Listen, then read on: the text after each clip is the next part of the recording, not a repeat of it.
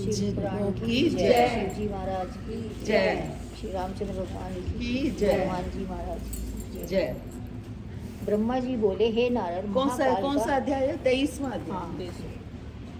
ब्रह्मा जी बोले, हे नारद, महाकाल का पूजन करने पर संसार में कोई वस्तु दुर्लभ नहीं रहती। महाकाल के सेवकों को धन, स्त्री, पुत्र, यश, कीर्ति आदि की प्राप्ति होती है तथा सभी रोग नष्ट होकर आयु बढ़ती है। राजा चंद्रसेन तथा श्रीकर की विपत्ति भी महाकाल की सेवा से दूर हो गई थी।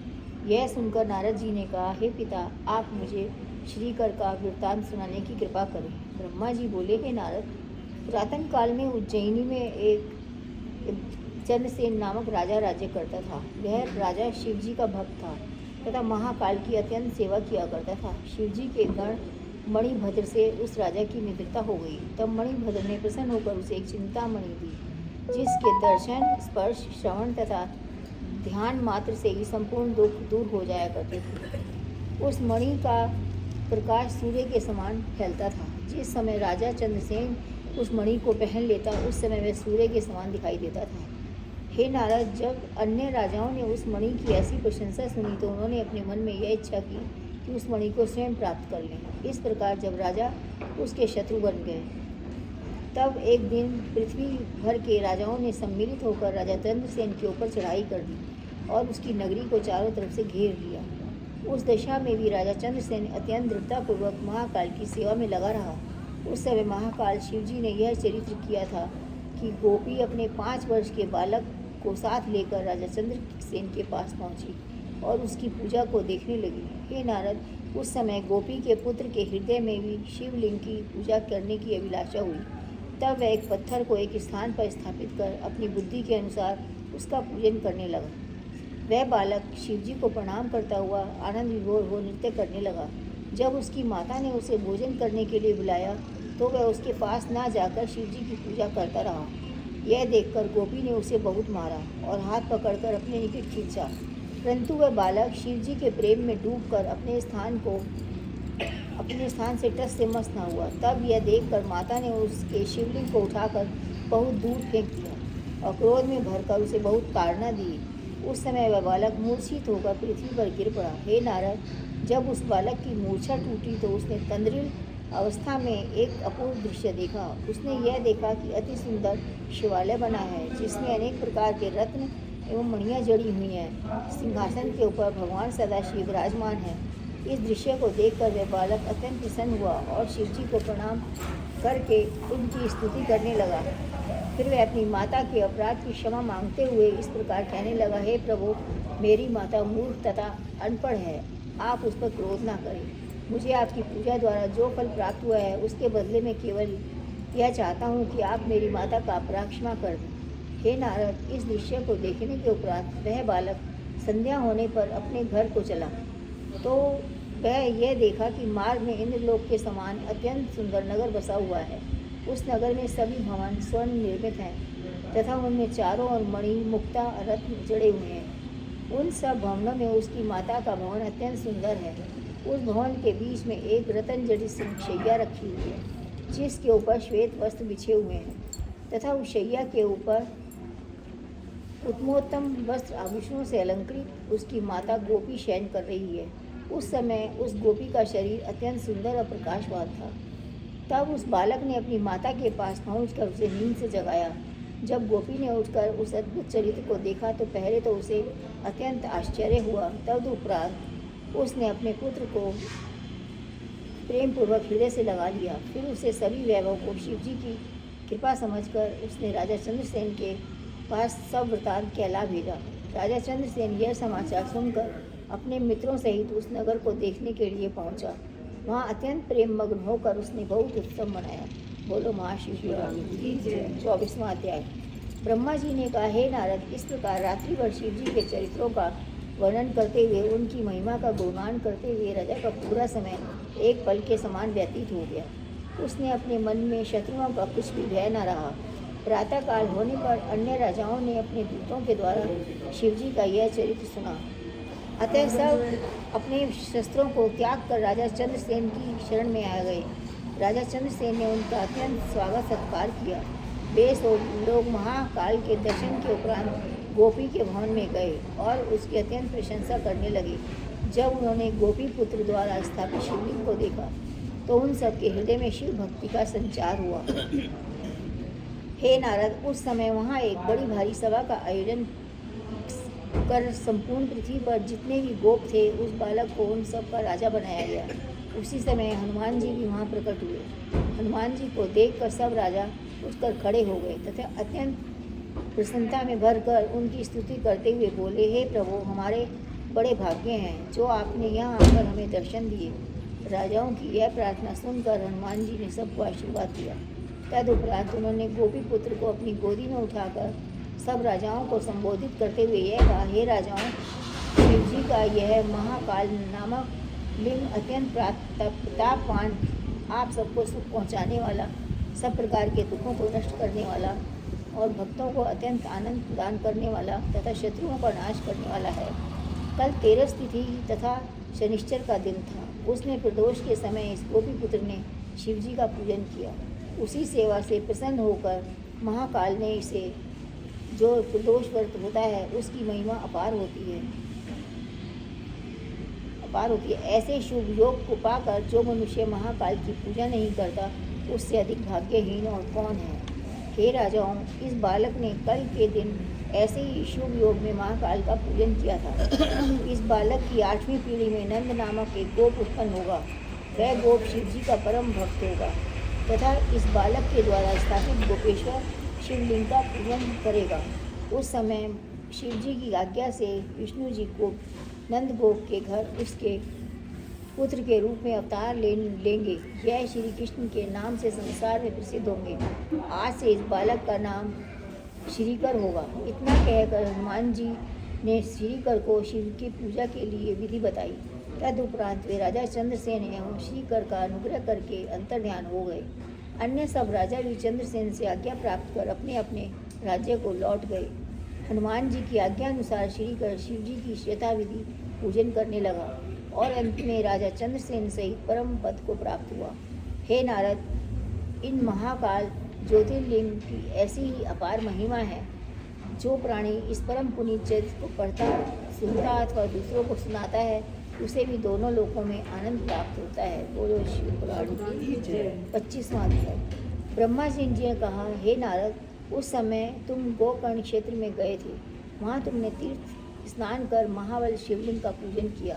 तदुपरांत तुम अन्य शिवलिंगों के दर्शन करते हुए रेवा नदी, जिसे नर्मदा कहकर भी पुकारा जाता है और जो शिवजी की पुत्री के रूप में प्रसिद्ध है, तट पर जा पहुँचे। रेवा का दर्शन करने मात्र से ही संपूर्ण पाप तथा दुख नष्ट हो जाते हैं। तीनों लोकों में गंगा नदी को सर्वोपरि कहा गया है, क्योंकि उसमें स्नान करने से महान सुख प्राप्त होता है। परंतु वेद और पुराणों का यह कथन है कि रेवा नदी गंगा से भी अधिक श्रेष्ठ है। यमुना नदी में 14 दिन स्नान करने से, सरस्वती नदी में 3 दिन स्नान करने से तथा गंगा नदी में 1 स्नान करने से ही संपूर्ण पाप नष्ट हो जाते हैं। परंतु रेवा नदी का केवल दूर से ही दर्शन करने मात्र से ही सब पापों से मुक्ति मिलती है। MP में है ना रेवा नदी? किधर है? MP में है मेरा। अच्छा, मैं पहली बार नाम से। ये रेवा नदी से बहुत मुश्किल। उस स्थान पर यदि शिव निर्माल्य को ग्रहण कर लिया जाए तो कोई दोष नहीं लगता। वहाँ तार यंत्र नामक जो तीर्थ है वह संपूर्ण पापों को नष्ट करने वाला है। ताल सुन रखा है? ताल तीर्थ है। अच्छा। हाँ हाँ। तार बोला इसने, तार यंत्र। अच्छा। हे नारद, ऐसी अपार महिमाशालिनी रेवा नदी में तुमने स्नान किया तथा प्राणेश्वर शिवलिंग का पूजन किया। फिर तुमने विंध्याचल पर्वत को देखा, जहाँ संपूर्ण संसार का आनंद एकत्रित सा प्रतीत होता है। यह तुम्हारी अगवानी करने के लिए आगे बढ़कर आया और प्रणाम स्तुति करने के उपरांत अपने घर ले गया। वहाँ तुम्हें अत्यंत विनयपूर्वक शुभ आसन पर बिठाकर पूजन किया। फिर हाथ जोड़कर इस प्रकार कहने लगा, हे ब्रह्मर्षि, आज आपके आगमन से मैं कृतार्थ हो गया हूँ। अब मैं अपने कुल में सबसे श्रेष्ठ कहलाऊँगा। हे नारद, विंध्याचल के ऐसे वचन सुनकर तुमने एक ठंडी सांस ली। हे नारद, उस समय विंध्याचल ने तुमसे हाथ जोड़कर इस प्रकार पूछा, हे प्रभु, आपके ठंडी सांस लेने का कारण क्या है, यह मुझे बतलाइए। यह ठीक है, पृथ्वी को धारण करने की शक्ति सुमेरु पर्वत में है तथा शिवजी का संबंधी होने के कारण हिमाचल पर्वत भी श्रेष्ठ माना जाता है। निषद, नील, मंदराचल, रैवत, क्रौंच, किष्किंधा, श्रीगिरी तथा सह्याद्री पर्वत भी श्रेष्ठ कहे गए हैं, परंतु ये सब पर्वत पृथ्वी को धारण करने में मेरी बराबरी नहीं कर सकते। इस बात को आप सत्य समझें। विंध्याचल के ऐसे अभिमानपूर्ण वचन सुनकर तुमने अपने मन में विचार किया कि इस पर्वत को अहंकार हो गया है। भला श्रीगिरी पर्वत से अधिक उत्तम और कौन सा पर्वत है जिसके शिखर को देखने मात्र से ही परम पद की प्राप्ति होती है? परंतु जब यह विंध्याचल स्वयं अपनी प्रशंसा इस प्रकार कर रहा है तो मैं इससे क्या कहूँ? मन में इस प्रकार विचार करके तुमने विंध्याचल से कहा, हे विंध्याचल, तुम्हारा कथन सत्य है, परंतु सुमेरु पर्वत तुम्हें अपने सम्मुख कुछ भी नहीं गिनता।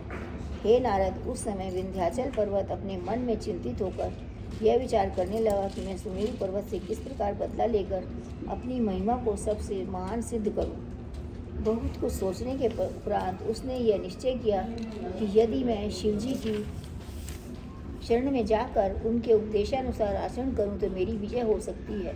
यह विचार करके विंध्याचल पर्वत रेवा नदी के तट पर पहुंचा, जिस स्थान पर ओंकारेश्वर शिवलिंग विराजमान है तथा जहां से रेवा नदी निकली है, वहां विंध्याचल शिवजी के ध्यान एवं पूजन में निरंतर लगा रहता है।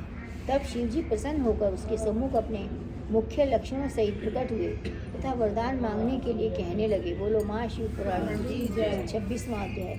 ब्रह्मा जी ने कहा, हे नारद, भगवान सदाशिव के उस शुद्ध स्वरूप को देखकर विंध्याचल ने प्रणाम करने के उपरांत कहा, हे प्रभु, मैं आपकी शरण में आया हूँ। सुमेरु मुझसे व्यर्थ ही वैर भाव रखता है, अतः आप मुझे यह वर देने की कृपा कीजिए जिससे उस पर मैं विजय प्राप्त कर सकूं। विंध्याचल की प्रार्थना सुनकर शिवजी ने एवं अस्तु कहा।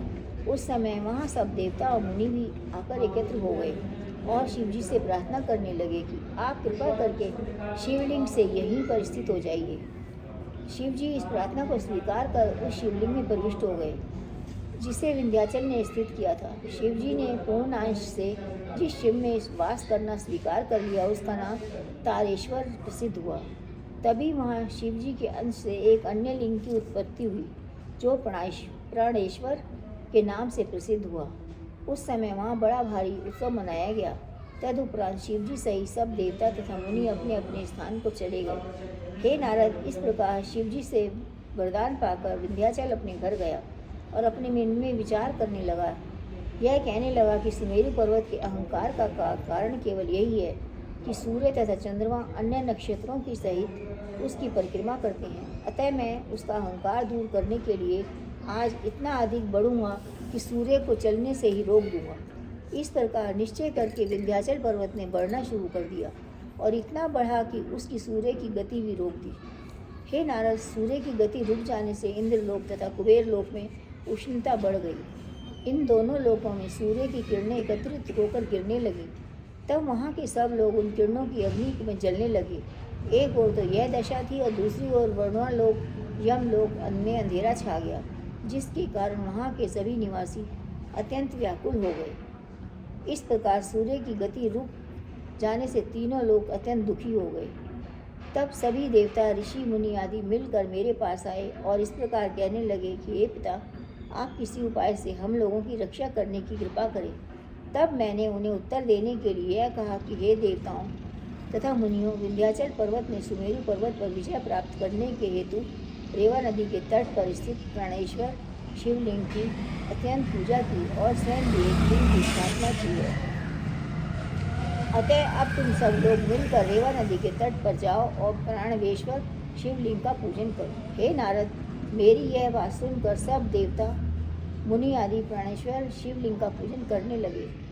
उस समय शिवजी ने उनकी सेवा से प्रसन्न होकर दर्शन दिया और कहा, हे देवताओं, हम तुम्हारी सेवा से अत्यंत प्रसन्न हुए हैं। अब हम तुम्हें एक उपाय बताते हैं। तुम काशीपुरी में जाकर अगस्त्य मुनि से यह सब वृत्तांत कहो, वे तुम्हारे कार्य को अवश्य कर देंगे। भगवान सदाशिव इतना कहकर अंतर्ध्यान हो गए। तब देवताओं ने अगस्त्य जी के समीप पहुंचकर उन्हें प्रणाम किया।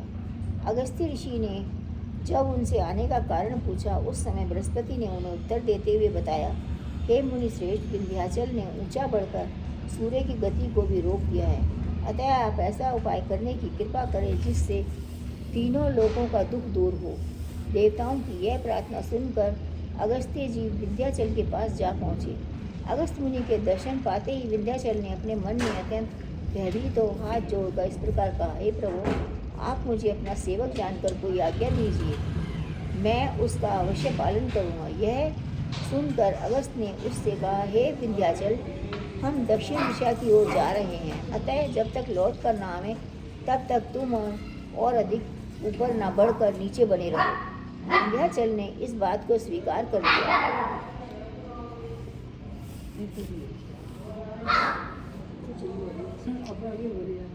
तब अगस्त जी दक्षिण दिशा को चल दिए, वहाँ से फिर कभी भी लौट कर नहीं आए। इस प्रकार तीनों लोगों का दुख दूर हो गया।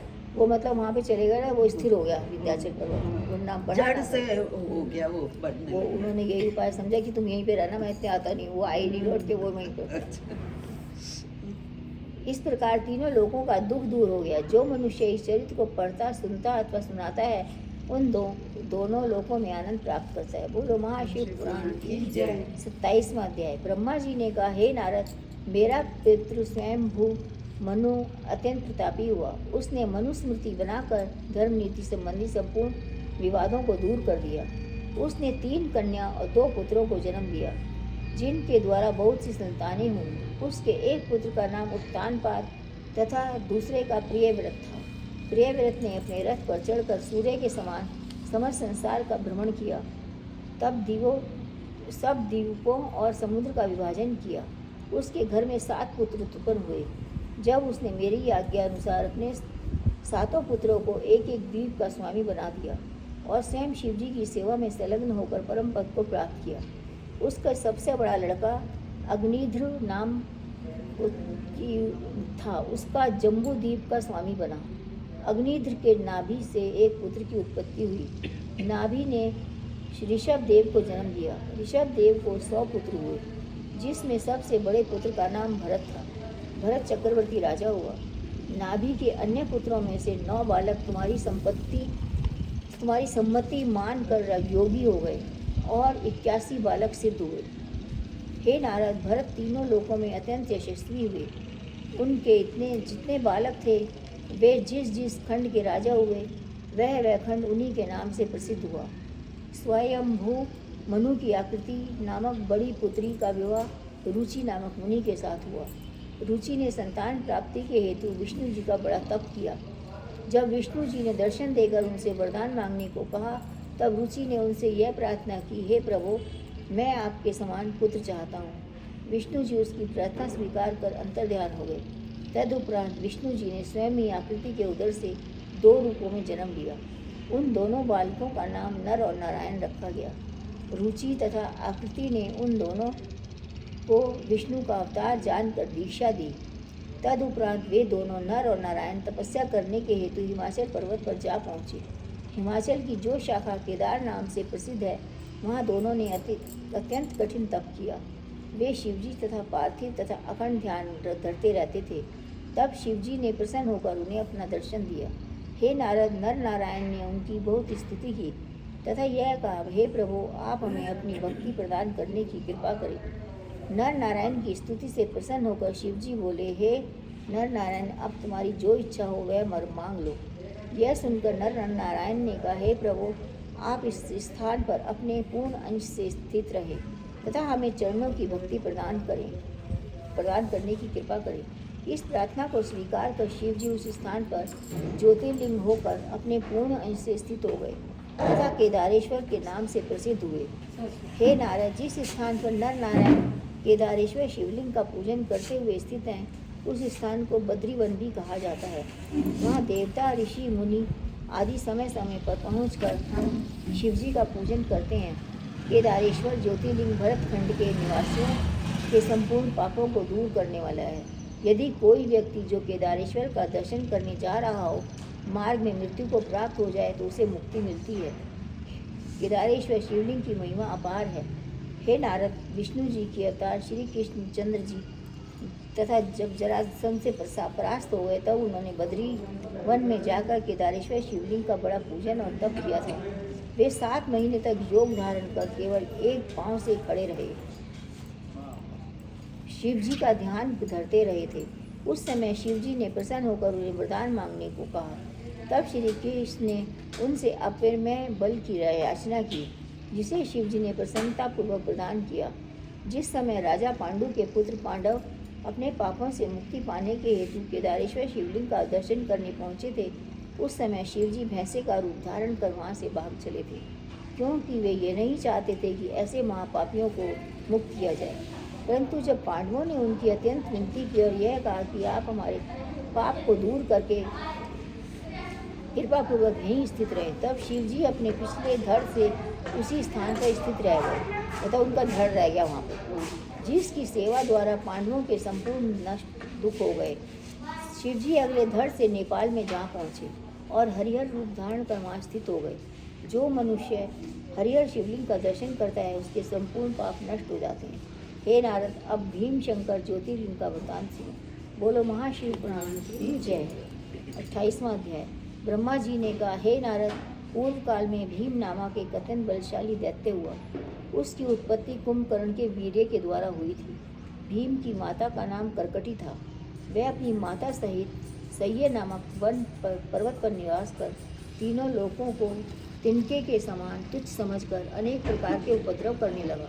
एक दिन उस दैत्य ने अपनी माता से ये पूछा, हे माता, मेरे पिता का नाम क्या है और तुम यहाँ अकेली क्यों रहती हो? मेरे पिता कहाँ चले गए? जो भी सत्य बात हो वह मुझे बताओ। हे नारद, अपने पुत्र की बात सुनकर करकटी ने उत्तर दिया, हे पुत्र, तुम्हारे पिता का नाम कुंभकर्ण था। वे रावण के छोटे भाई थे। उन्हें दशरथ के पुत्र श्री रामचंद्र जी ने मार डाला। यह सुनकर भीम ने पूछा, हे माता, तुम मुझे यह बताओ कि कुंभकर्ण तथा रावण कौन थे? राम कौन है और राम ने उन्हें क्यों मार डाला? यह सुनकर करकटी ने उन्हें सीताहरण से लेकर श्री रामचंद्र जी के लंका पहुंचने तथा दैत्यों के वध करने का वर्णन विस्तार पूर्वक कह सुनाया। फिर यह कहा कि हे पुत्र, जब मैं विधवा हो गई थी तो अपने माता पिता के घर आकर रहने लगी। बोलो माँ शिव पुराण की जय। 19वां अध्याय। 29वां। एक मिनट, ये किसने करकटी। किसकी माँ रहती थी? करकटी कुंभकर्ण की वो माँ। भीम की माँ हो गए। हाँ, भीम की माँ कुंभकर्ण की मतलब पत्नी। कुंभकर्ण की पत्नी, भीम उसका बेटा की था। माँ। हाँ। भीम कोई भीम अलग कोई कैरेक्टर है, अलग वो है वाला ये। नहीं। वो नहीं है। वो वो तो नहीं, पांडव पुत्र था ना। वो नहीं। वो तो पांडव पुत्र था। हाँ, ये ये अलग। करकटी का ये पुत्र। करकटी का पुत्र। तो माँ का कुंती हाँ। नाम भी आज ही सुन करकटी ये हाँ, त्रेता युग का है, वो द्वापर युग मैं का वही है। भीम समझ रही थी। हाँ। नहीं नहीं, वो द्वापर युग का, ये त्रेता युग का से ये रामायण होने के बाद है ना, महाभारत नहीं हुई।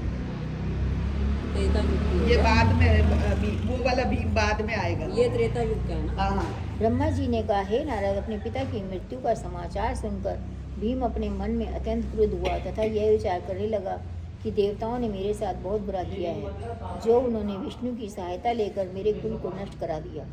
इसके अतिरिक्त यह नियम भी है, जो पुत्र अपने पिता का बदला ना ले सके उसे अत्यंत नीच समझना चाहिए। अतः मैं देवताओं से अपने पिता की मृत्यु का बदला चुकाऊंगा। हे नारद, यह विचार कर भीम ने वन में पहुंचकर अत्यंत कठिन तप प्रारंभ कर दिया। भीम के कठिन तप के कारण तीनों लोग जलने लगे। तब सब देवता और ऋषि मुनि आदि मेरी शरण में आए और प्रार्थना करते हुए कहने लगे, हे ब्रह्मन, यह दैत्य कुंभकर्ण के वीर्य से पैदा हुआ है और अपने पिता का बदला लेने की इच्छा से उग्र तप कर रहा है। अतः आप इसे वरदान देने की कृपा करें, जिससे तीनों लोगों की रक्षा हो जाए। यद्यपि वर प्राप्त हो जाने पर वह हमें दुख ही देगा, फिर भी यह बात हमें इसलिए कर रहे हैं कि यदि आपने उसे वर नहीं दिया तो उसके उपद्रव करने से पूर्व ही हम सब अग्नि में जलकर भस्म हो जाएंगे। हे नारद, देवताओं की प्रार्थना सुनकर मैं उस दैत्य के पास जा पहुंचा और उसे वर मांगने के लिए कहने लगा। उस समय भीम ने मेरी प्रार्थना करते हुए कहा कि हे ब्रह्मन, आप मुझे ऐसा अप्रेमय बल देने की कृपा करें जिसके द्वारा मैं अपने पिता के शत्रुओं पर विजय प्राप्त कर सकूं। यह सुनकर मैं उसको इच्छित वर देकर अपने लोक को लौट आया। तब भीम अत्यंत प्रसन्न हो अपनी माता के पास पहुंचकर कहने लगा, हे माता, अब मैं सब देवताओं तथा मुनियों का वध कर डालूंगा। यह कहने के उपरांत उस दैत्य ने ऐसा भयानक शब्द किया जिसे सुनकर तीनों लोग कांपने लगे। अतः सब दैत्यों ने उसके पास पहुंचकर उसे अपना राजा बना लिया। तदुपरांत वह दैत्यों की सेना लेकर इंद्र पर चढ़ाई करने के लिए चल दिया। हे नारद, जिस समय वह दैत्य इंद्रलोक में पहुंचा उस समय सब देवता उसके भय से भयभीत हो गए। विष्णु जी की शरण में गए और उससे रक्षा के लिए प्रार्थना करने लगे। तब विष्णु जी उन्हें साथ लेकर उस दैत्य से युद्ध करने के लिए गए। विष्णु ने अस्त्र शस्त्रों का प्रयोग किया, परंतु वह किसी प्रकार भी विचलित नहीं हुआ। यह देखकर विष्णु जी ने अत्यंत क्रुद्ध हो अपने हाथ में ब्रह्मास्त्र उठाया। उस समय वह आकाशवाणी हुई, हे विष्णु, आप इस दैत्य पर विजय प्राप्त नहीं कर सकेंगे, अतः अपने लोक को लौट जाएं। उस दैत्य का संहार भगवान सदाशिव के द्वारा होगा। इस आकाशवाणी को सुनकर विष्णु तुरंत अंतर्ध्यान हो गए। तब भीम देवताओं पर विजय प्राप्त कर अपनी सेना सहित घर लौट आया। उसने देवताओं के स्थान पर दैत्यों को प्रतिष्ठित किया और उनके सब रत्न छीन लिए। बोलो महाशिव की जय। 30वां अध्याय। ब्रह्मा जी ने कहा, हे नारद, मैंने तथा विष्णु जी ने तथा सब देवताओं ने उस समय शिव जी की शरण में पहुंचकर दंड प्रणाम करने के पश्चात स्तुति करते हुए भीम का सब वृत्तांत कह सुनाया तथा प्रार्थना की, हे प्रभु, आपके अतिरिक्त उस दैत्य को अन्य कोई नहीं मार सकता। यह सुनकर शिव जी ने उत्तर दिया, हे देवताओं, जब वह भीम नामक दैत्य काम रूप देश के राजा प्रियधर्म के दुख पहुँचाएगा, तब हम उसका संहार करेंगे। यह सुनकर हम सब लोग अपने अपने घर को लौट आए। हे नारद, उधर एक दिन भीम ने अपने मन में यह विचार किया, यदि शिवजी रामचंद्र जी को अपना बाण ना देते तो वे मेरे पिता को नहीं मार सकते थे। शिवजी के कारण ही सब देवता ऋषि मुनि निर्भय रहते हैं, अतः अब मुझे शिवजी को नष्ट करने का उपाय करना चाहिए।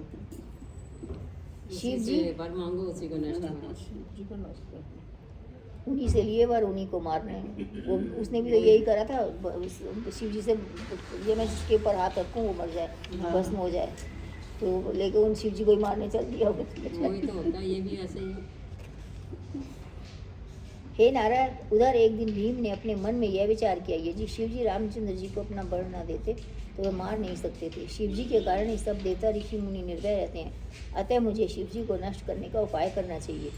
शिव जी कहीं दिखाई नहीं देते, इसलिए यदि मैं उनके भक्तों को दुख पहुँचाना प्रारंभ कर दूँ तो वे उन्हें बचाने के हेतु किसी दिन अवश्य प्रकट होंगे। यह निश्चय करके वह दैत्य अपनी सेना से शिव भक्तों को ढूंढ ढूंढ कर मारने लगा। एक दिन वह काम रूप के राजा प्रियधर्म को शिवजी का परम भक्त समझकर उसके राज्य में जा पहुंचा। उस समय सब राजा अत्यंत दुखी होकर राजा के पास पुकार करने के लिए पहुंचे। तब तक भीम भी अपनी सेना को साथ लिए उसके किले में जा पहुंचा। उसने राजा को पकड़कर बांध लिया और बंदी बना लिया। हे नारद, उस अवस्था में भी राजा प्रियधर्म ने शिवजी का ध्यान ना छोड़ा। वह गंगा का स्मरण कर मानसी स्नान करके बंदी गृह में भी पार्थिव पूजन किया करता था। उसकी दक्षा नामक रानी भी उसी के साथ रहकर शिवजी का पूजन किया करती थी। उसकी सेवा से प्रसन्न होकर शिवजी गुप्त रूप से उस मूर्ति में स्थित हो गए। जो राक्षस राजा के बंदी गृह की रक्षा करने के हेतु नियुक्त थे, जब उन्होंने यह देखा कि राजा अब भी पार्थिव पूजन करना नहीं छोड़ता, तब एक दिन उनमें से एक राक्षस ने भीम के पास जाकर यह समाचार दिया और कहा कि राजा प्रियधर्म अभी तक शिवजी की पूजा करता रहता है। इस समाचार को पाकर भीम अपने हाथ में खड्ग लेकर अत्यंत क्रोधित हो राजा को मारने के लिए उसके पास जा पहुंचा। अतः इस प्रकार जब राजा के पास जाकर उसने यह देखा कि उसके सेवक का कहना सत्य है, तो अत्यंत क्रुद्ध होकर राजा से इस प्रकार पूछने लगा, हे राजन, तू क्या कर रहा है?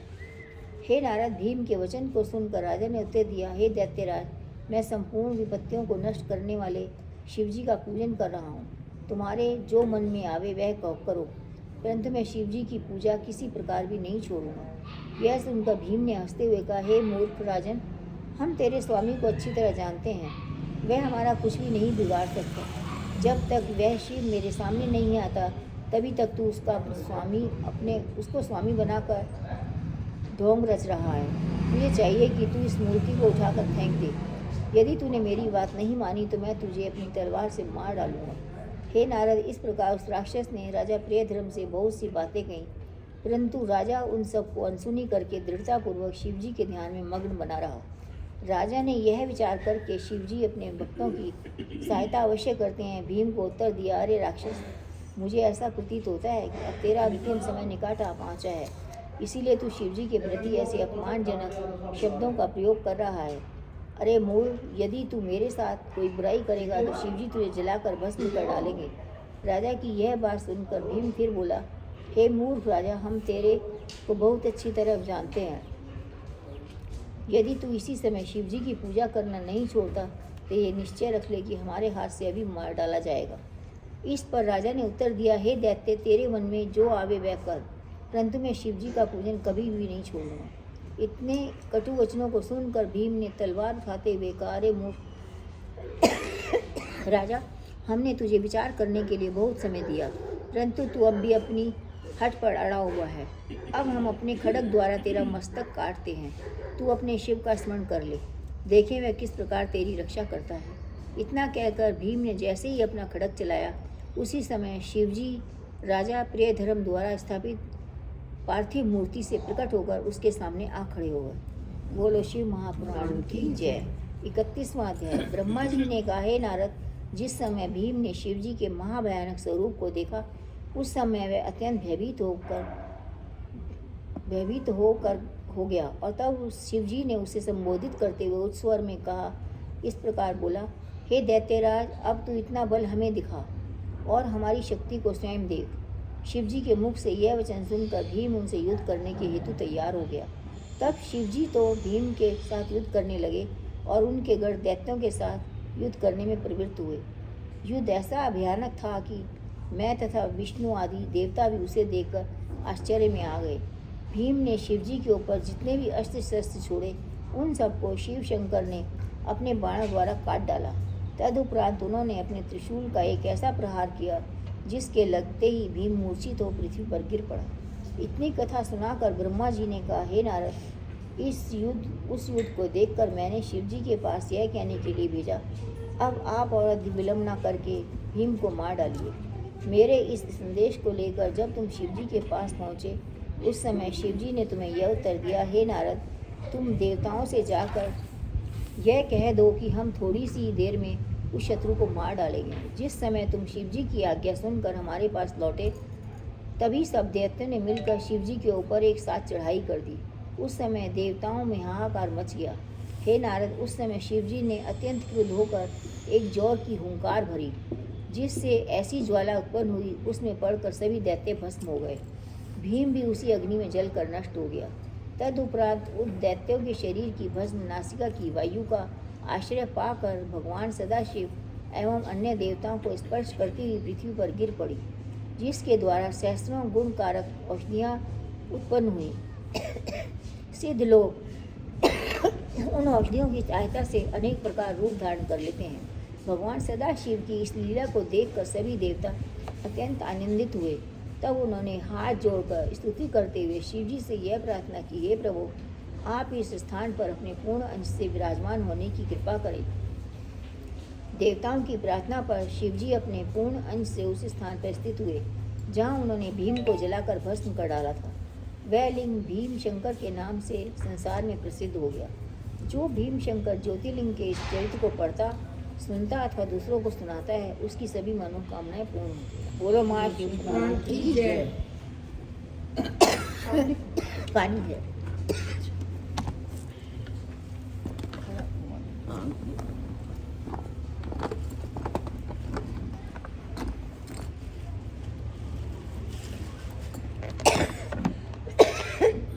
और ठीक है, और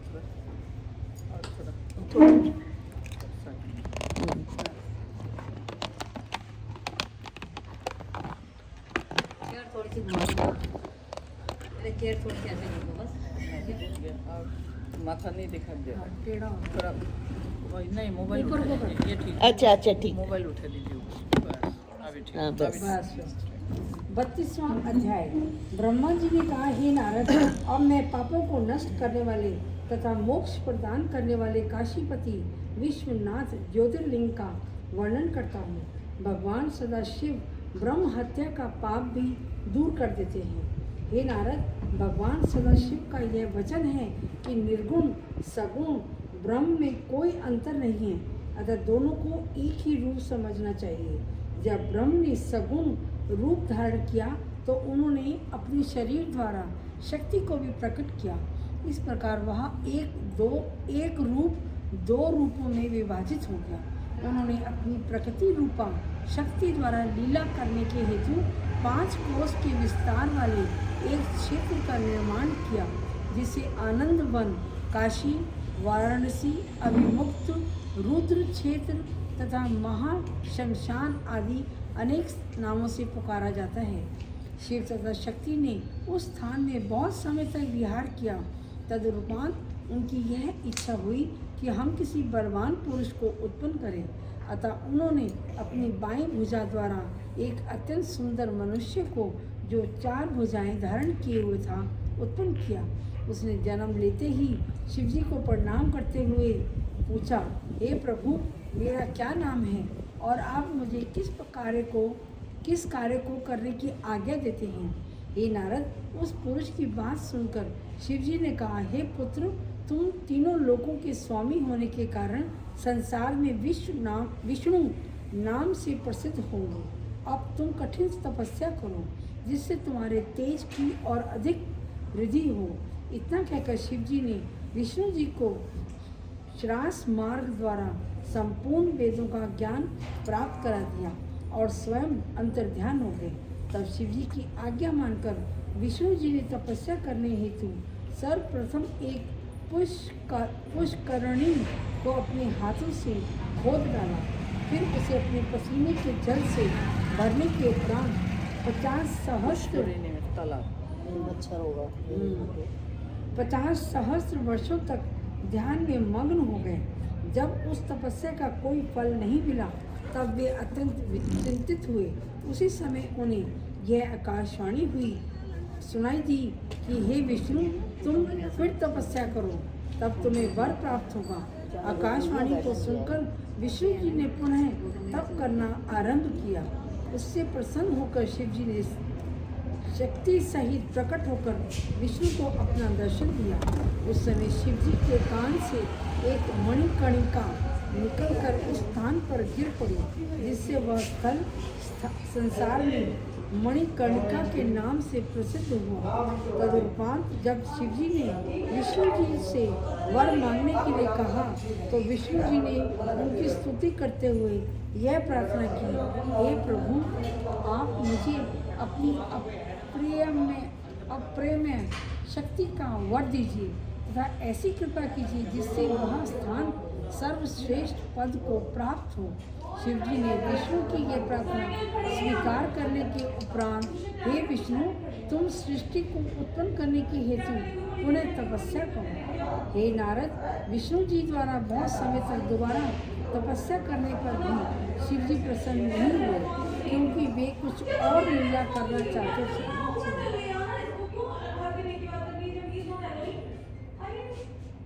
धीरे बोलो मैडम, धीरे बोलिए।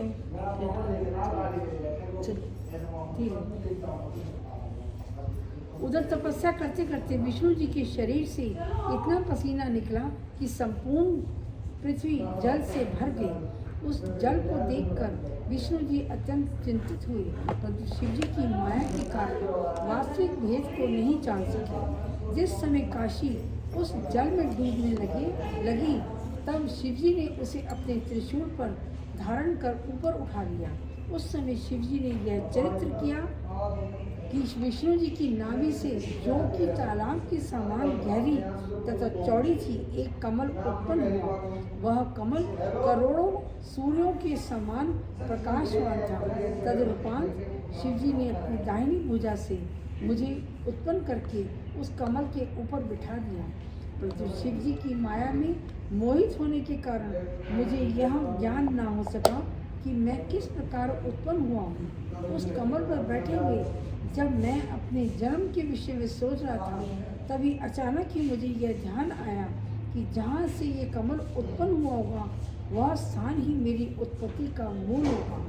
अतः मैं उस कमल की जड़ का पता पाने के लिए कमल नाल के मार्ग द्वारा नीचे की ओर चल दिया, परंतु 100 वर्षों तक निरंतर चलने पर भी मुझे उस कमल की जड़ का मूल नहीं मिला। हे नारद, उस समय यह आकाशवाणी हुई कि तुम तपस्या करो। तब तुम्हें वास्तविक भेद का ज्ञान प्राप्त होगा। उस आकाशवाणी को सुनकर मैं तप करने में लीन हो गया। तदुपरांत शिवजी ने अपनी लीला द्वारा विष्णु जी को सचेत करके मेरे पास भेजा। जब उन्होंने मेरे समीप आकर वर मांगने के लिए कहा, तब मैंने उनसे यह पूछा कि आप कौन हैं। उस समय विष्णु जी ने यह उत्तर दिया कि हम तुम्हारे पिता हैं और संपूर्ण सृष्टि के स्वामी हैं। यह सुनकर मैं उनसे विवाद करने लगा। उसी समय शिव जी एक ज्वाला के रूप में प्रकट हुए। वह ज्वाला पृथ्वी से लेकर आकाश तक फैली हुई दिखाई दी।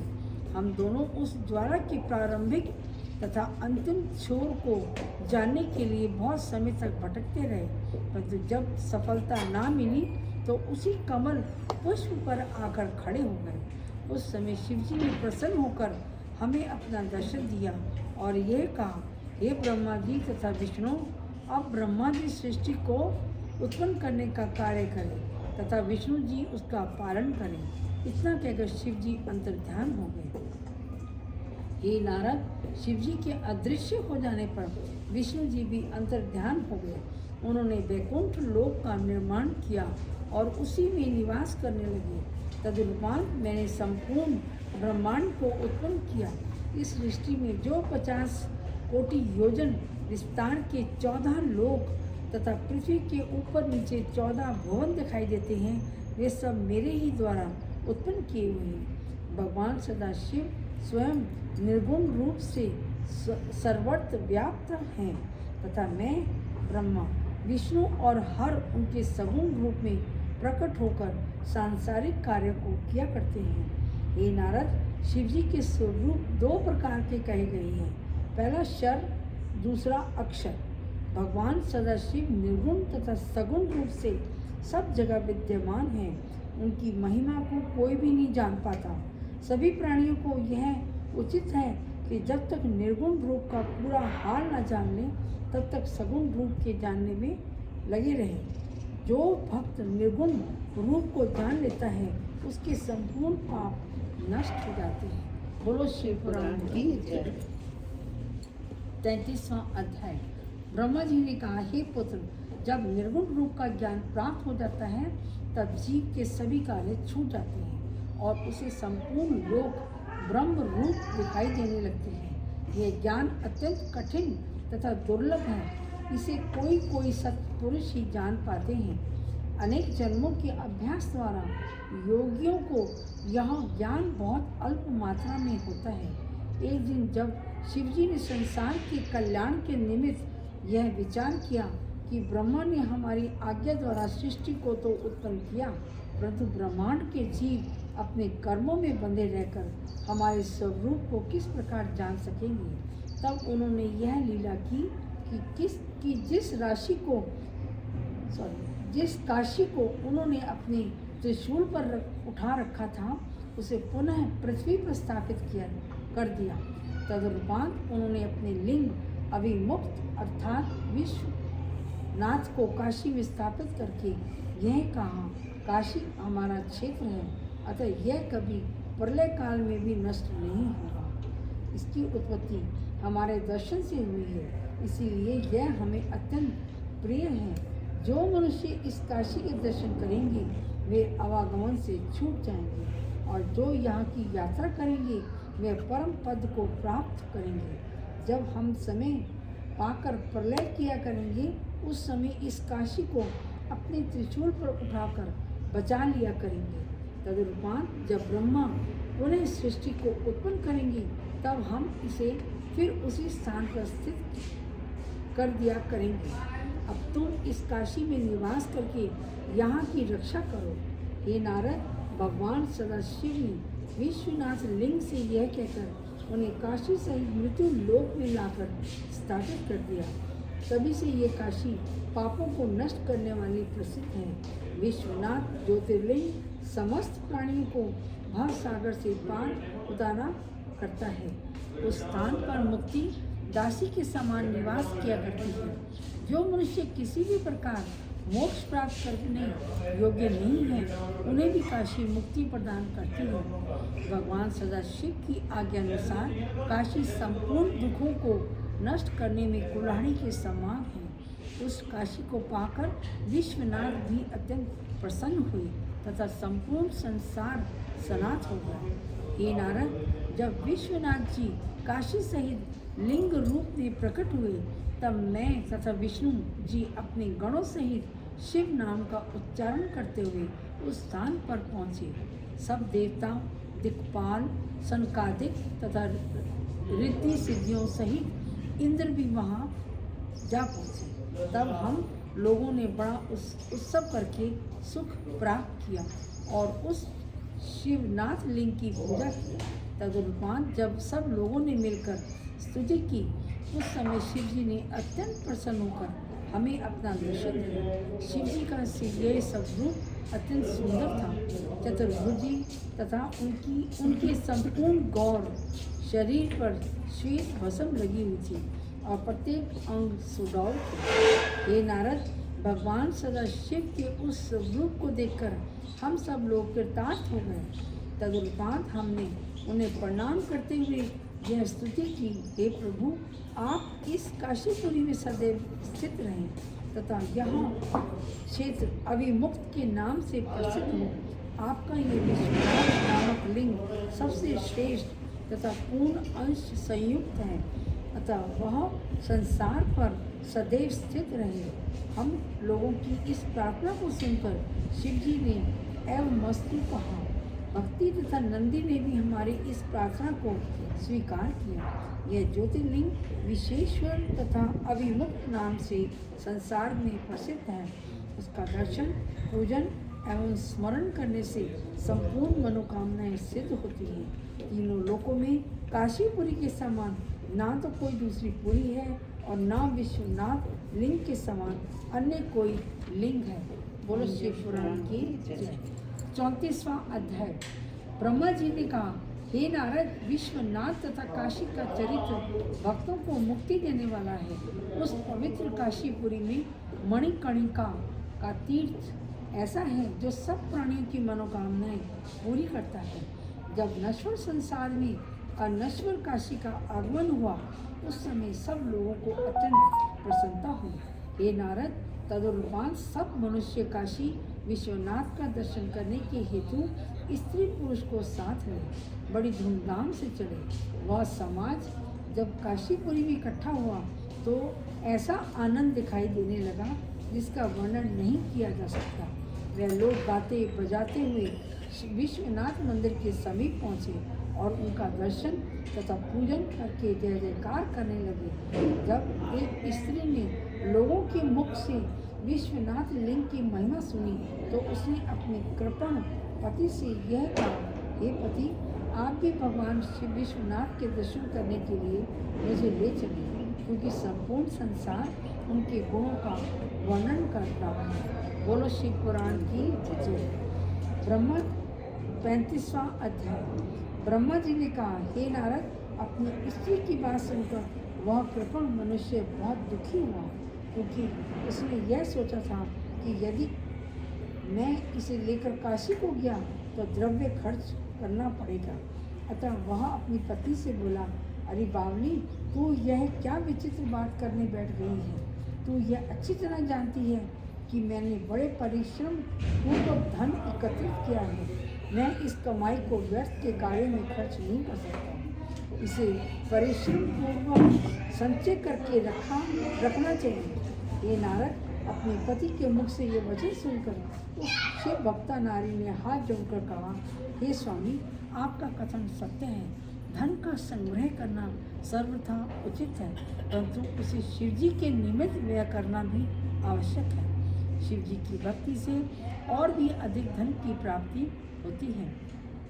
शिव जी के गुणों का श्रवण करने वाले कान ही श्रेष्ठ है तथा जो नाक शिव जी के चरणों की सुगंधी ग्रहण करती है वही प्रशंसा के योग्य है। जो पांव शिव क्षेत्र की यात्रा करें उन्हें उत्तम समझना चाहिए। मनुष्य को उचित है कि उसे जो वस्तु प्रिय हो उसे शिव जी के हित में अर्पित कर दे।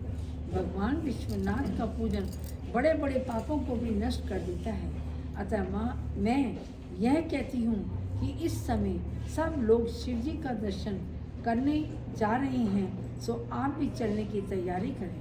विद्वानों का कहना है कि संसार में धर्म से बढ़कर अन्य कोई कर्म नहीं है तथा धन धर्म के अधीन रहता है। हे नारद, पत्नी के मुख से ये बात सुनकर कृपण ने उत्तर दिया, हे प्रिय, भाग्य में जो लिखा होता है वही मिलता है। तब हमें क्या आवश्यकता है कि हम अपने धन को व्यर्थ ही व्यय कर दें। भला तुम सोचो कि जिन हाथों द्वारा धन को पैदा किया जाता है उन्हीं हाथों द्वारा इसको व्यय कर देना किस प्रकार मंगलदायक हो सकता है। यह सुनकर जब उस स्त्री ने फिर हठ किया तब वह कृपण अत्यंत क्रुद्ध होकर इस प्रकार कहने लगा, अरे मूर्खा स्त्री को उचित है कि वह अपने पति की आज्ञा का पालन करे। इस प्रकार पति के ऊपर अपनी आज्ञा चलाना शोभनीय नहीं है। यदि तूने मेरी बात नहीं मानी तो मैं अपने प्राण त्याग कर दूंगा। अच्छा, अब मैं इस घर को छोड़कर चला जाता हूँ, फिर तू यहाँ रहकर जो मन में तेरे आवे वह करती रहना। इस प्रकार कहकर यहाँ कृपण अपने घर से चला गया और उसकी स्त्री शिवजी के प्रेम में मग्न हो घर में बैठी विलाप करती रही। बोलो शिव पुराण की जय। 36वां अध्याय।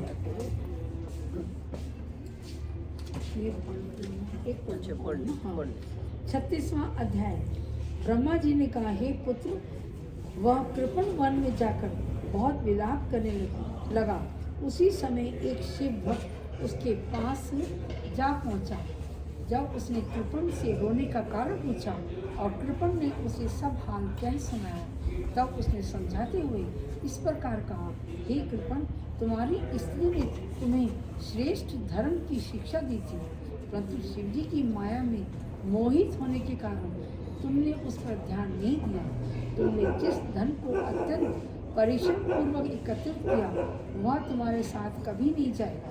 अतः तुम्हें भी उचित है कि तुम इस मनुष्य के शरीर को पाकर भगवान विश्वनाथ का दर्शन अवश्य करो। तो प्राणी मनुष्य शरीर पाकर माया मोह में भूला रहता है, इसे पश्चाताप के अतिरिक्त और कुछ नहीं मिलता। इस प्रकार शिव भक्त ने उसे सदुपदेश दिया। तब वह कृपण भी अपनी भूल को स्वीकार कर शिवजी के प्रेम में मग्न हो गया और इस प्रकार कहने लगा, हे बंधु, मैं अब तक वास्तव में अज्ञान अवस्था में था। आपके वचन सुनकर मुझे श्रेष्ठ बुद्धि की प्राप्ति हुई है। बोलो शिव पुराण की जय। 37वां अध्याय। ब्रह्मा जी बोले, हे नारद, यह सुनकर शिवजी के भक्त ने कहा, हे बंधु, संसार में उत्तम, मध्यम तथा अधम इन 3 प्रकार के मनुष्य होते हैं। उत्तम उन्हें समझना चाहिए जो इस संसार को नाशवान समझकर अहंकार को त्याग देते हैं तथा भगवान सदाशिव के ध्यान में सदैव मग्न बने रहते हैं। ऐसे लोग आवागमन से छूट जाते हैं तथा सांसारिक बंधनों को निस्सार समझकर उनसे वैराग्य ले लेते हैं। हे बंधु, मध्यम पुरुष वे हैं जो कभी हाथी पर चढ़ते हैं और कभी मस्तक पर बोझ लाद कर भ्रमण करते हैं। वे कभी धनवान हो जाते हैं, कभी निर्धन, परंतु इस श्रेणी के लोग भी अपने धर्म का त्याग नहीं करते। वे संसार में लिप्त रहते हुए भी उससे मुक्ति पाने का उपाय ढूंढने में संलग्न रहते हैं। हे बंधु, अधम लोग वे हैं जो अन्य जीवों पर दया न करके दूसरों का अहित करने तथा पाप कर्म करने में दिन रात लगे रहते हैं। वे दूसरों को प्रसन्न देखकर स्वयं ईर्ष्या से जला करते हैं तथा दूसरों की बुराई करना ही उन्हें संतोष देने वाला होता है। ऐसे लोग कर्म से विमुख रहते हैं तथा कभी भी आनंद प्राप्त नहीं कर पाते। तब यदि कहीं कोई शुभ कर्म बन जाता है तो सत्संग द्वारा श्रेष्ठ पद को प्राप्त करते हैं। संसार में भी ऐसे होते हैं ना, बहुत जने। हे बंधु, विश्वामित्र, रावण तथा कुंभकर्ण आदि के वृत्तांत से यह बात भली प्रकार जानी जाती है कि श्रेष्ठ संगति तथा बुरी संगति का प्रभाव कैसा फलदायक होता है। अतः तुम अपने मन को अधर्म से हटाकर शिव जी के चरणों में लगाओ और भगवान विश्वनाथ जी के दर्शन के हेतु काशीपुरी को प्रस्थान करो। शिव भक्त के मुख से इस उपदेश को सुनकर जब कृपण के हृदय में ज्ञान उत्पन्न हुआ तो वह उससे विदा होकर अपने घर लौट आया और अपनी स्त्री से इस प्रकार कहने लगा, हे प्रिय, वे स्त्रियां परम धन्य हैं जिन्होंने शिव जी की पूजा का व्रत लिया है, जो सदैव अपने धर्म पर स्थित रहती हैं। अपने पति के मुख से यह वचन सुनकर स्त्री ने जब यह पूछा कि अपने ऐसी श्रेष्ठ बुद्धि कहाँ से प्राप्त की है, तो उस कृपण ने शिव भक्त के मिलने का सब वृत्तांत कह सुनाया। तदुपरांत दोनों पति पत्नी अपनी संतान सहित भगवान विश्वनाथ के दर्शन करने के हेतु काशी जी में गए। वहाँ उन्होंने सुगंधित पुष्प एवं अखंडित बिल्वपत्रों द्वारा भगवान विश्वेश्वरनाथ का पूजन किया तथा शिव जी के नाम पर बहुत सा दान भी दिया। इस प्रकार अत्यंत प्रसन्नतापूर्वक शिव पूजन करने के पश्चात वे अपने घर को लौट आए। श्री शिव पुराण कथा जय। 38वां अध्याय। ब्रह्मा जी ने कहा, हे पुत्र, विश्वेश्वरनाथ जी एवं काशी जी से बढ़कर अधिक श्रेष्ठ अन्य कुछ नहीं है। काशी में मुक्ति दासी के समान रहकर शिव भक्तों की सेवा किया करती हैं। उस काशी के 5 कोस के विस्तार में ऐसा कोई स्थान नहीं है जहाँ मरने से मुक्ति प्राप्त न हो। शिव जी काशी को एक पल के लिए भी नहीं त्यागते। वह करोड़ों ब्रह्महत्या एवं सहस्रों पापों को नष्ट करने वाली है।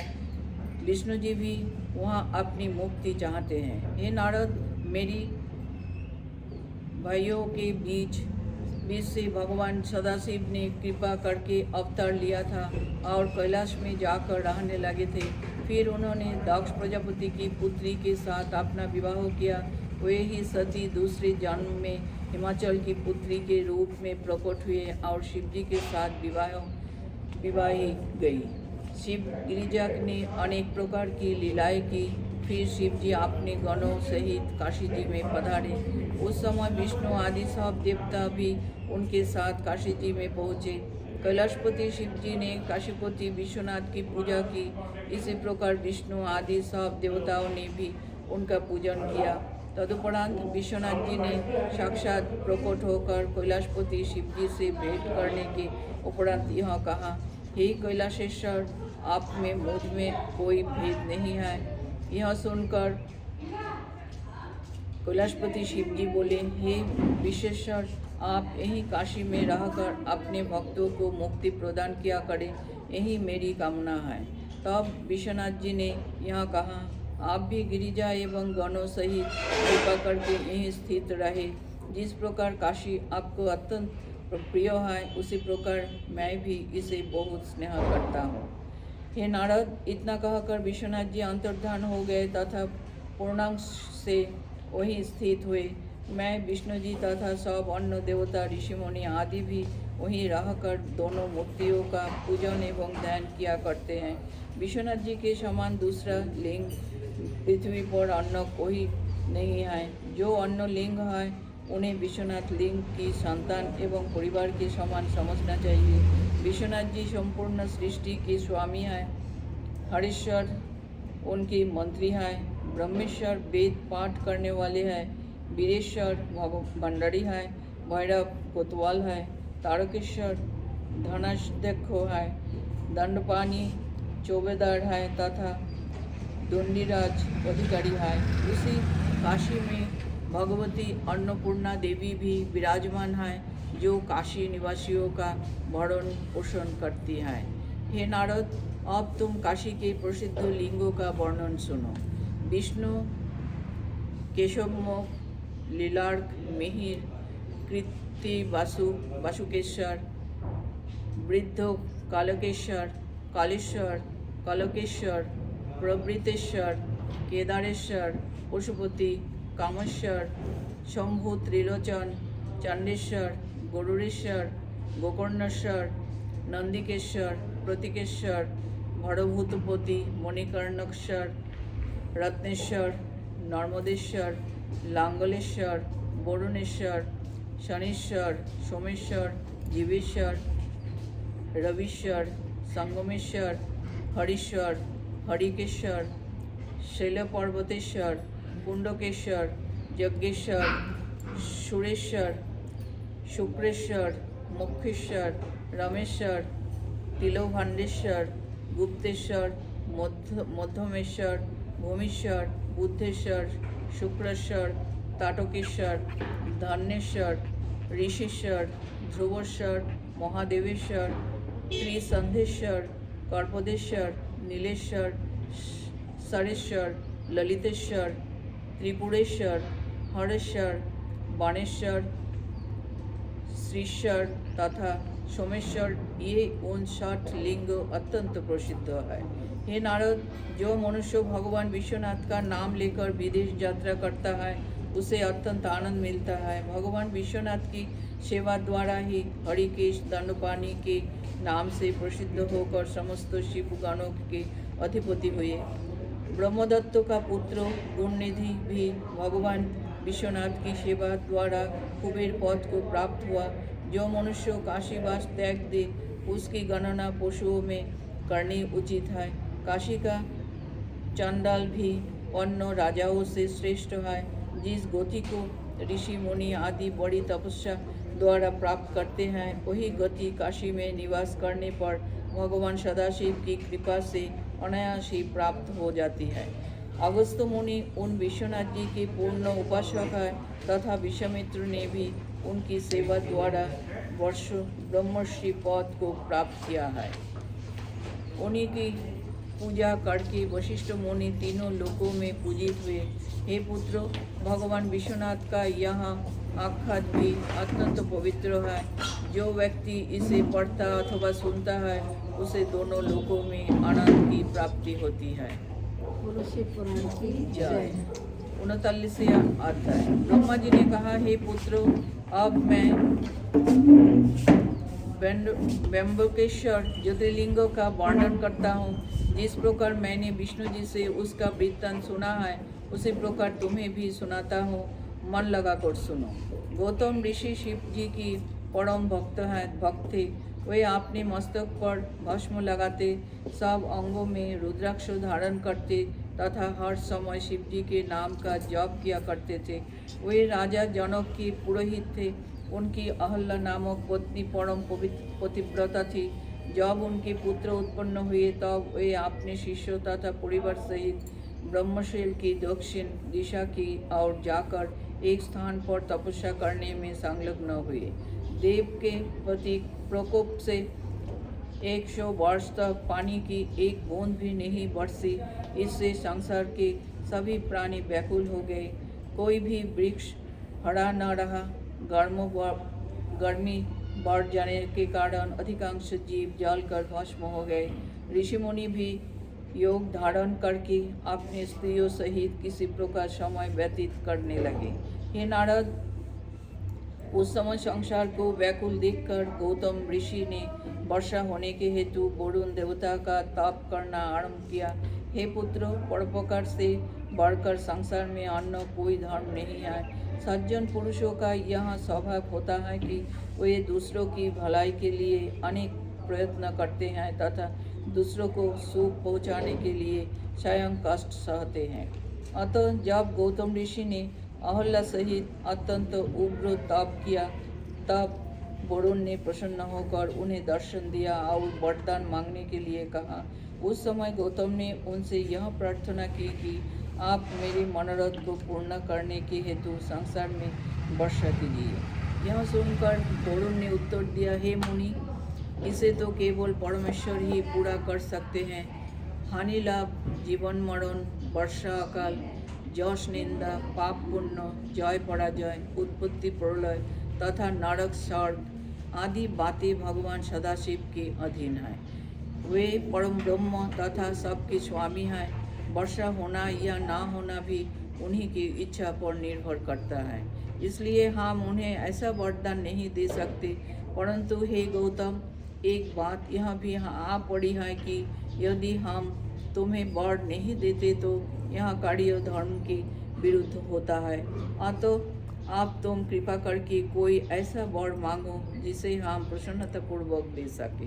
हे नारद, वरुण देवता की बात सुनकर गौतम ऋषि ने कहा, अच्छा, आप मुझे एक अक्षय जल का कुंड दे दीजिए, इससे मेरी बात भी रह जाएगी और आपका आगमन भी सार्थक रहेगा।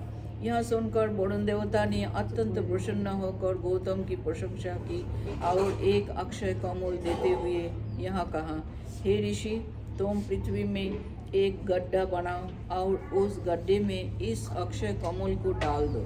हमारी कृपा से वह गड्ढा जल से सदैव भरा रहेगा। तब वरुण की आज्ञानुसार गौतम ने पृथ्वी में एक गड्ढा खोदा।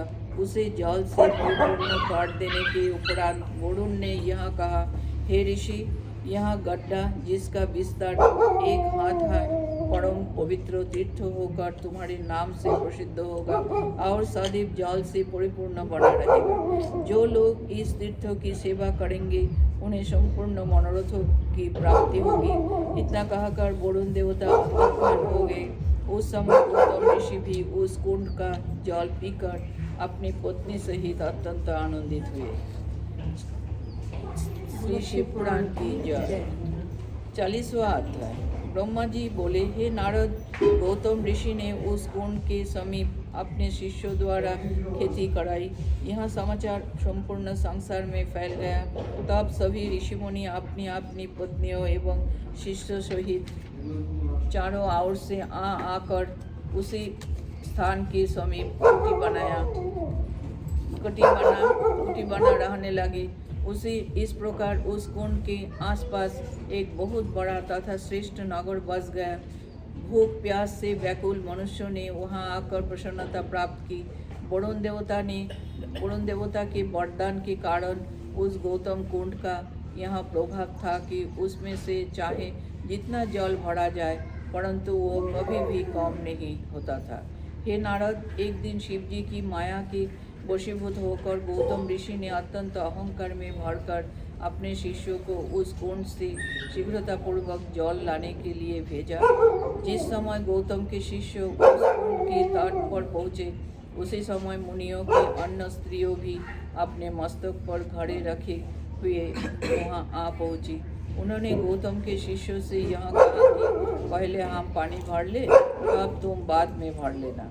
यह सुनकर गौतम के शिष्य बिना पानी भरे ही अहल्ला के पास लौट गए और उनसे यह कहने लगे कि मुनियों की स्त्रियों ने हमें पानी नहीं भरने दिया है। तब अहल्ला उन शिष्यों को साथ लिए कुंड पर जा पहुंची और खड़े होकर अपने सामने शिष्यों से जल भरवा कर घर को लौट आई। यह दशा देखकर मुनियों की पत्नी अत्यंत क्रुद्ध हो बिना पानी लिए ही अपने घर लौट गई और अपने पतियों को रो कर झूठी सच्ची बातें मिलाकर सब हाल सुनाने लगी। ये सबसे तो बोलते हैं, औरत ऐसे ही होते हैं। अपने पतियों को रो कर झूठी सच्ची बातें मिलाकर सब हाल सुनाने लगी। इतनी कथा सुनाकर ब्रह्मा जी ने कहा, हे नारद, स्त्रियों का तो स्वभाव ही झूठ बोलने का होता है। बदलाव वैसे ही है स्त्रियां।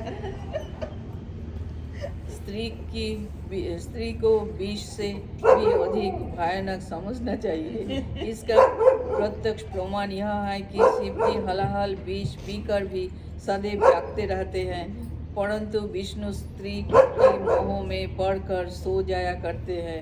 राजा दशरथ को ही देखो, उन्होंने स्त्री के अधीन होकर रामचंद्र जैसे अपने लड़के को घर से निकाल दिया। कहावत है कि ऐसी कौन सी वस्तु है जो समुद्रों में नहीं समा सकती, ऐसी कौन सी वस्तु है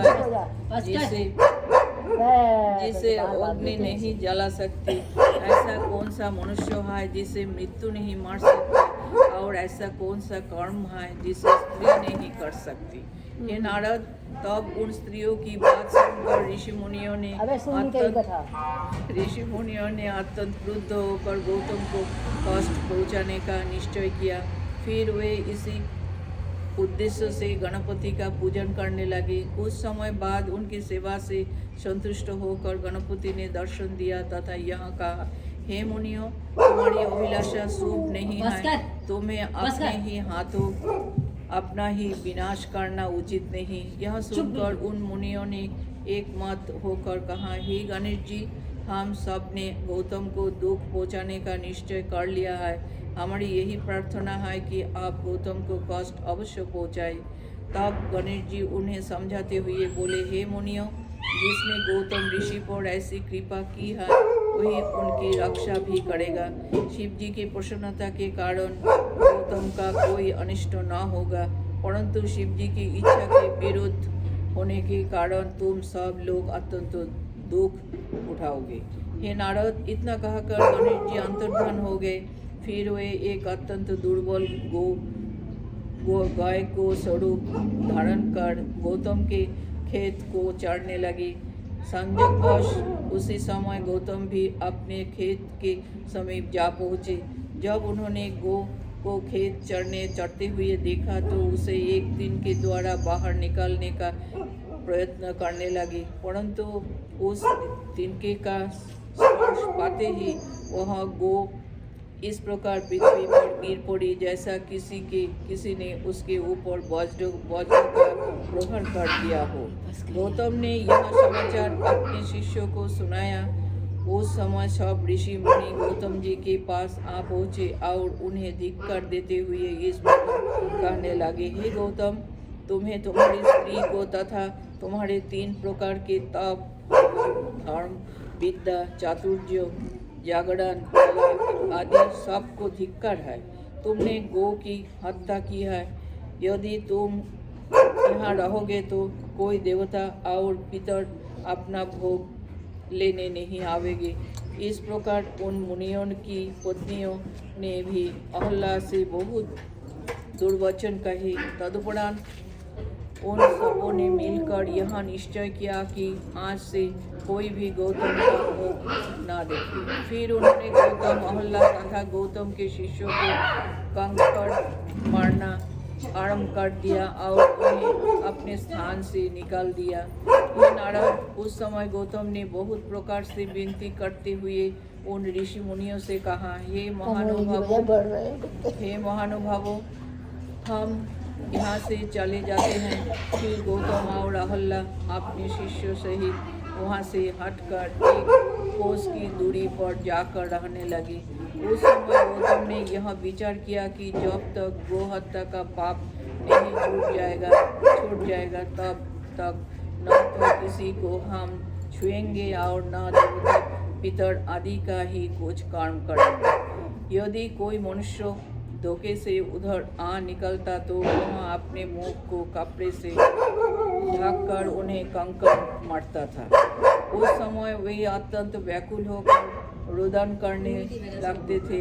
इस प्रकार जब 15 दिन व्यतीत हो गए तब गौतम उन्हें ऋषि मुनियों की शरण में गए और दूर खड़े होकर प्रणाम स्तुति करने के उपरांत हाथ जोड़ इस प्रकार कहने लगे, हे ऋषि मुनियों, अब आप मुझ पर दया करके वह उपाय बताइए जिससे मेरा यह पाप नष्ट हो जाए। हे नारद, गौतम के इन करुण वचनों को सुनकर उन ऋषियों के हृदय में दया का संचार हुआ। तब वे इस प्रकार कहने लगे, हे गौतम, तुम्हारे शिष्यों ने हमारी स्त्रियों का अत्यंत अनादर किया था। फिर तुम्हारी पत्नी अहल्या ने भी बहुत उपद्रव मचाया था।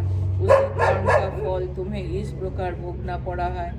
हम तुम्हें यह बताते हैं कि शिव जी संपूर्ण पापों को नष्ट करने वाले हैं। तुम सर्वप्रथम 3 दिन तक पृथ्वी पर भ्रमण करते हुए अपने पाप को उच्च स्वर से कहते फिरो। तदुपरांत 1 मास तक व्रत करके 100 बार ब्राह्मणों की परिक्रमा करो, तब इस पाप से मुक्त हो सकोगे। दूसरा उपाय यह है कि तुम इसी स्थान पर गंगा जी को प्रकट करके उसमें स्नान करो तथा 1 करोड़ पार्थी पूजन करो तो तुम्हारी सिद्धि हो जाएगी। हे नारद, गौतम ने उन मुनियों की 100 बार परिक्रमा की। तदुपरांत वे 1 करोड़ पार्थिव शिव पूजन करके शिव के ध्यान में संलग्न हो गए। अतः गौतम के उस ताप को देखकर शिव जी अत्यंत प्रसन्न हुए और गिरिजा अपने पुत्र तथा गण सहित प्रकट होकर उनसे इस प्रकार कहने लगे, हे गौतम, तुम हमें अपने प्राणों से भी अधिक प्रिय हो। अब तुम्हारी जो भी इच्छा हो वह वर मांग लो।